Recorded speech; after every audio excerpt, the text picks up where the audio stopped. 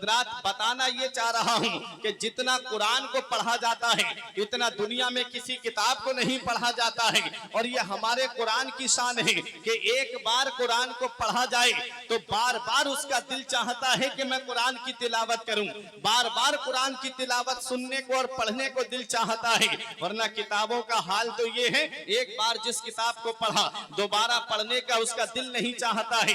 कुरान की वो शान है कि बार बार उसे सुना जाता है। पांचों वक्त नमाजों में आप देखें तो कुरान की तिलावत होती है। घर पे कुरान खानी का प्रोग्राम हो तो कुरान की तिलावत होती है। हमारे घर में मीलाद शरीफ का प्रोग्राम हो तो इब्तिदा में कुरान की तिलावत होती है। हज़रात गिरामी, बताना मकसद ये है कि जब बच्चा पैदा हो तब कुरान पढ़ा जाता है। जब इंसान के घर में शादी का मौका आता है तो कुरान पढ़ा जाता है। जब इंसान दुनिया से चला जाता है तो उसके लिए कुरान पढ़ करके ईसाले सवाब किया जाता है।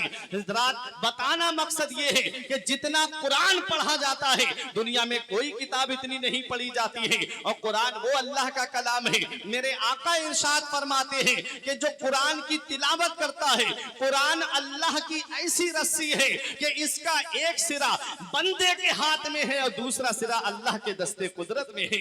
जो कुरान की तिलावत करता है कुरान उसे रब से मिला देता है। जो कुरान को पढ़ता है कुरान उसे परवरदिगार से मिला देता है। क्योंकि कुरान का एक माना करा यकरा करनन से अगर मुश्तक माने तो इसके माना आते हैं ऐसी किताब जो मिला दे।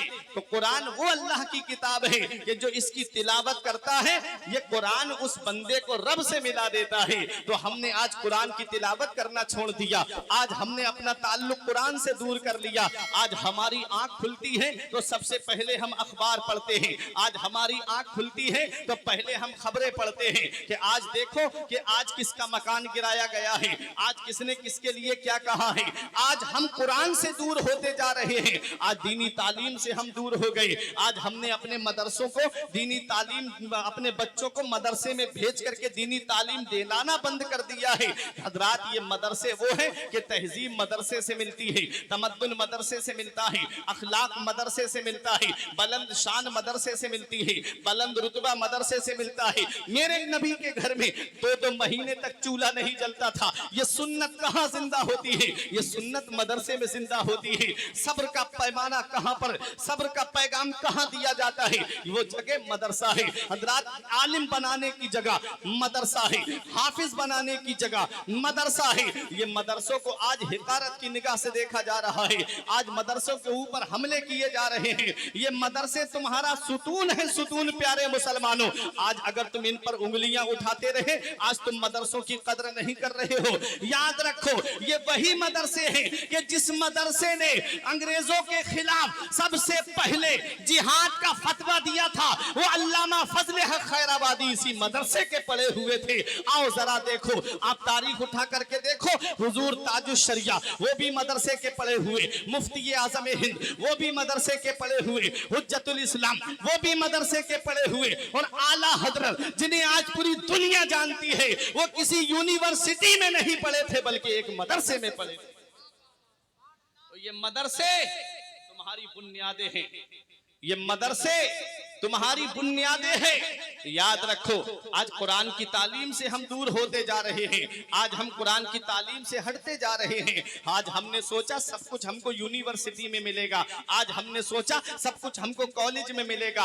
आओ मैं आपको कुरान पाक में बताता हूं कि कुरान कैसी अल्लाह की किताब है और हर चीज का बयान कुरान के अंदर मौजूद है। हजरात, जब अब से तकरीबन 400-500 साल जब पीछे आप पलट के जाएंगे तब कोई यूनिवर्सिटी नहीं थी, तब कोई कॉलेज नहीं था। सबसे पुरानी यूनिवर्सिटी जो है वो जामिया अजहर की है, वो भी पहले मदरसा था, अब यूनिवर्सिटी की शक्ल दी गई है। हजरात, बताना मकसद ये है, अब से 400 साल पहले जब कोई कॉलेज नहीं था, जब कोई यूनिवर्सिटी नहीं थी, तो ये ताजमहल बनाने वाले इंजीनियर कहां से आए थे? ये दिल्ली की जामा मस्जिद बनाने वाले इंजीनियर कहां से आए थे? ये कुतुब मीनार बनाने वाले इंजीनियर कहां से आए थे? ये लाल किला बनाने वाले इंजीनियर कहां से आए थे? तो तुम्हें ये कहना पड़ेगा जब कोई यूनिवर्सिटी नहीं थी, जब कोई कॉलेज नहीं था, तो उस वक्त ये मदरसे थे और इस मदरसे में पढ़ने वाला आलिम अपने वक्त का बेहतरीन इंजीनियर बनकर के निकला। जिसकी नुमाइश देखनी है, जिसकी आज काबिलियत देखनी है, तो दिल्ली का लाल किला देख लो, दिल्ली की जामा मस्जिद देख लो, आपको तो मीनार देख लो। ये सब एक आलिम ने जहन दिया था, जिस पर आज ये नाज कर रहे हैं। फिर भी हमसे ये गिला है कि वफादार नहीं, हम वफादार नहीं तो तू भी तो दिलदार नहीं। अरे ताजे आगरा हो या लाल किला हो, बहुत इतरा रहे हो, ये सब फनकारी हमारी है,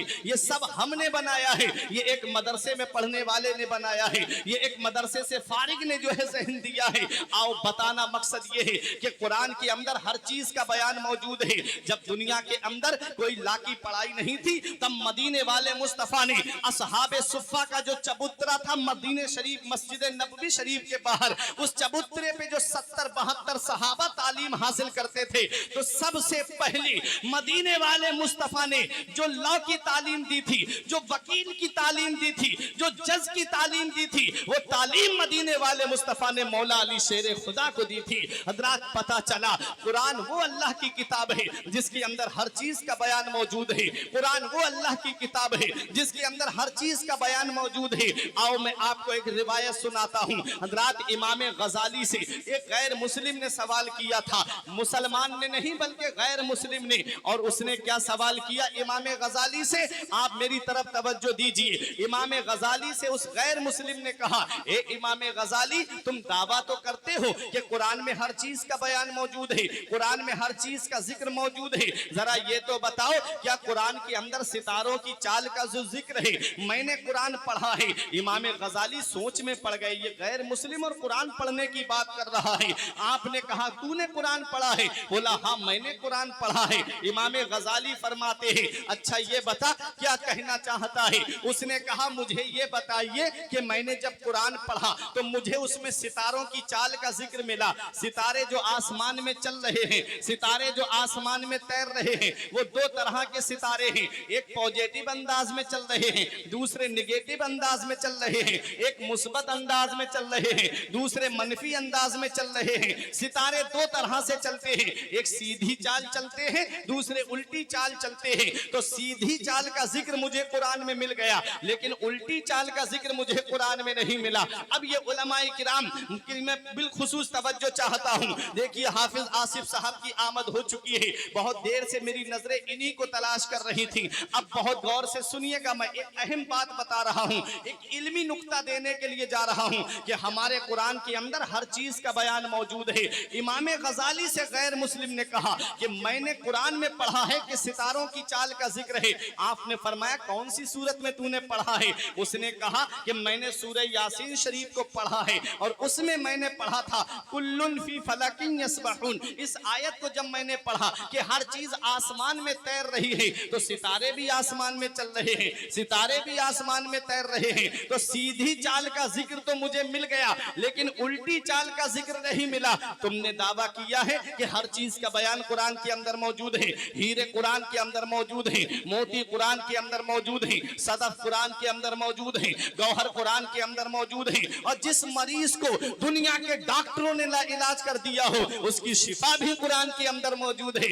हमने इमाम गजाली ने कहा कि तूने सूरह यासीन शरीफ में पढ़ा है, तो थोड़ा और गौर कर लेता तो तुझे उल्टी चाल का भी जिक्र मिल जाता। हम कुरान पढ़ते हैं तो सिर्फ रस्मी तौर पे पढ़ते हैं। हम कुरान खानी में गए, किसी ने अपने घर पर कुरान खानी बरकतन कराई, तो हमने थोड़ा सा कुरान शरीफ पढ़ा और पारा रखा और अपने काम से निकल गए। हम कुरान पढ़ते हैं तो रस्मी तौर पे पढ़ते हैं, और गैर मुस्लिम जब कुरान पढ़ता है तो उसमें से कुछ निकालने के लिए कुरान पढ़ता है, उसमें से कुछ तलाशने के लिए कुरान पढ़ता है। इमाम गजाली ने फरमाया तूने सूरह यासीन शरीफ में पढ़ा हुआ था। एक पंडित से मुनाजरा हुआ था, उस आर्या ने कहा ए सदरुल फाजिल, तुम हमसे मुनाजरा करने आए हो? अरे हमें तुम्हारे कुरान के 15 पारे जुबानी याद है, तुम हमारे गीता का कोई पाठ पढ़ के सुना दो, तुम हमारे गीता का कोई श्लोक पढ़ करके सुना दो। तब अल्लामा सदरुल फाजिल ने कहा अब भी तेरी समझ में नहीं आई। बोला क्या?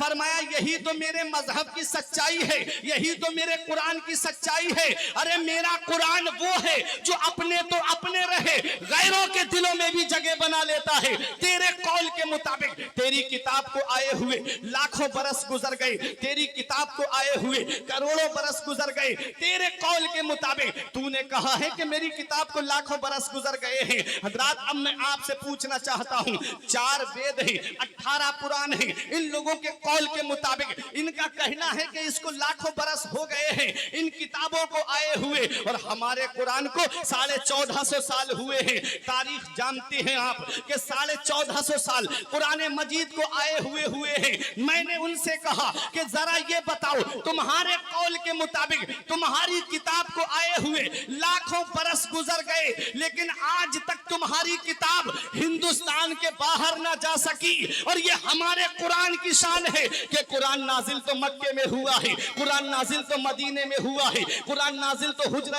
आयशा में हुआ है, कुरान नाजिल तो मैदान बदर में हुआ है, कुरान नाजिल तो मैदान उहुद में हुआ है, कुरान नाजिल तो गज़वा तबूक में हुआ है, कुरान नाजिल तो मदीने की गलियों में हुआ है। और हमारे कुरान की शान ये है कि सिर्फ अरब तक नहीं बल्कि हिंदुस्तान के मुसलमानों के घरों में कुरान है, पाकिस्तान के मुसलमानों के घरों में कुरान है, चाइना के मुसलमानों के घरों में कुरान है। अरे हिंदुस्तान के हर मुसलमान के घर में कुरान है। तेरे कौल के मुताबिक तेरी किताब हिंदुस्तान के बाहर ना जा सकी और हमारा कुरान आज पूरी दुनिया में मौजूद है। और सुन ले, तेरी किताब को आज हिंदुस्तान के बाहर कोई पढ़ नहीं पाता है। और हमारे कुरान की शान ये है, अमेरिका में रहने वाला अंग्रेजी बोलने वाला हो तब भी कुरान को अरबी में पढ़ता है।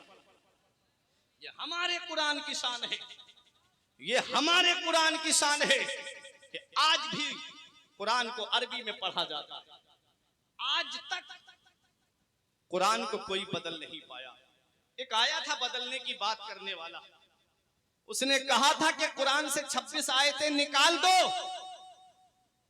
ऐसी लानत पड़ी उसके ऊपर, मुसलमान तो था ही नहीं, एक नाम मिला था वसीम मुसलमानों वाला। ऐसी लानत पड़ी उसके ऊपर कि वो नाम भी उससे छीन लिया गया और आज उसका कोई नामो निशान नहीं है। पता चला कि जो कुरान पे उंगली उठाता है, पता चला जो मजहब पे उंगली उठाता है, उसका नाम भी खत्म हो जाता है। और मेरे कुरान की शान ये है कि है कौले मोहम्मद कौले खुदा, फरमान ना बदला जाएगा, बदलेगा जमाना लाख मगर कुरान ना बदला जाएगा। कुरान को कोई नहीं बदल सकता और मेरा कुरान आज पूरी दुनिया में है और सब अरबी में पढ़ते हैं। हजरात आओ देखो, ये हाफिजे कुरान बैठे हैं, जिन्होंने अपने बच्चों को हाफिजे कुरान बनाया है वो अपनी किस्मत पे नाज करे। अभी मैं हदीस की रोशनी में बताऊंगा कि हाफिजे कुरान की शान क्या होती है।